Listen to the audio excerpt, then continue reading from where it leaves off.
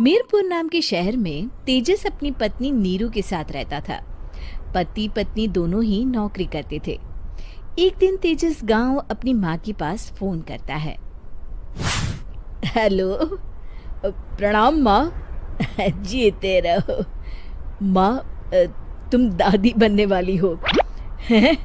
अरे वाह, ठीक है बेटा, मैं कल ही आती हूँ। जब माँ जी शहर पहुंची तो बेटे बहू ने बहुत अच्छे से स्वागत किया। लीजिए माँ जी, चाय। अरे गर्मा गर्म पकोड़े ले आओ माँ के लिए। नीरू रसोई में गई और 2 मिनट में ही पकोड़े ले आई। जी ये लीजिए। बहू, जादू से बनाए हैं क्या? अभी तो रसोई में गई थी। यम्मी। माँ जी, शीला रसोई में पकोड़े तल रही है, मैं बस लेकर आई। हे भगवान, मेरा धर्म भ्रष्ट कर दिया तूने। अब तो गंगा जल से शुद्धिकरण करना होगा। दूसरे दिन, माँ जी मैंने नाश्ता बना दिया है, ऑफिस जा रही हूँ। पर अभी तो घर का सारा काम पड़ा है। शीला आती ही होगी, झाड़ू पोछा बर्तन कपड़े वो सब कर लेगी। हमारे जमाने में घर का सारा काम हम ही करते थे। जी माँ जी, आप बहुत होशियार हैं, मैं घर ऑफिस दोनों नहीं संभाल पाती। तो जरूरत क्या है घर से बाहर जाकर चाकरी करने की?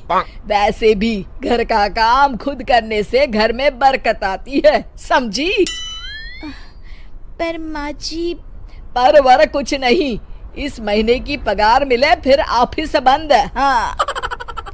रात को नीरू तेजस से कहती है, सुनिए जी, माँ जी बोल रही थी कि मैं नौकरी छोड़ दूं। वैसे ठीक ही तो है, अभी तुम्हें आराम की जरूरत है। फिर भी आराम कहाँ, शीला को छुड़ाने के लिए बोल रही थी। तो अब 24 घंटे में इतना काम तो कर ही सकती हो। पर जॉब पसंद है मुझे, घर पर मन नहीं लगेगा।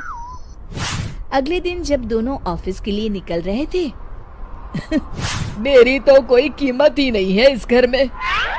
माँ जी, आजकल महंगाई बहुत है, रहन सहन भी बदल गया है, दोनों नौकरी करते हैं तभी ठीक रहता है। अच्छा, तू कहना क्या चाहती है? मेरा बेटा तुझे बिठा के खिला नहीं सकता? तू ही इस घर का खर्च चला रही है, हैं? नहीं माँ जी, मेरा वो मतलब नहीं था। मतलब खूब समझती हूँ, ये बाल धूप में सफेद नहीं किए मैंने। हाँ। अब तो ये रोज का काम हो गया था। तेजस भी रोज की झिकझिक से परेशान हो गया था। एक दिन उसने कहा, नीरू, वैसे भी तुम्हें मैटरनिटी लीव मिलने वाली है, तो अभी से ही छुट्टी ले लो। पर क्या, मेरी सैलरी अच्छी खासी है। आखिर नीरू ने रिजाइन कर दिया। जब बच्चा हुआ तो घर में सब बहुत खुश हुए। कुछ दिनों बाद तेजस फाइल देख रहा था। क्या हुआ तेजस, कुछ परेशान लग रहे हो? अब हाँ, वो हमारी जितनी सेविंग्स थी वो तो हॉस्पिटल में और छठी के फंक्शन में खत्म हो गई है नीरू। और अभी वैसे मंदी चल रही है तो मैं बोल रही थी कल मुन्ना को हेपेटाइटिस का टीका लगवाना है। नीरू, क्या पोस्टपोन नहीं कर सकते? नहीं जी, बिल्कुल नहीं।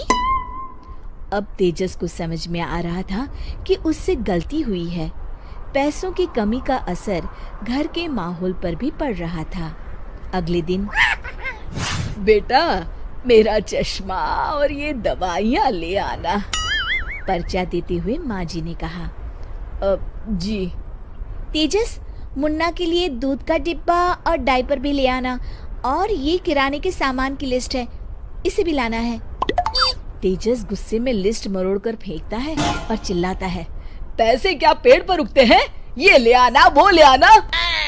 अरे पर ये जरूरत का सामान ही है। वो गुस्से में बिना कुछ कहे ऑफिस चला गया।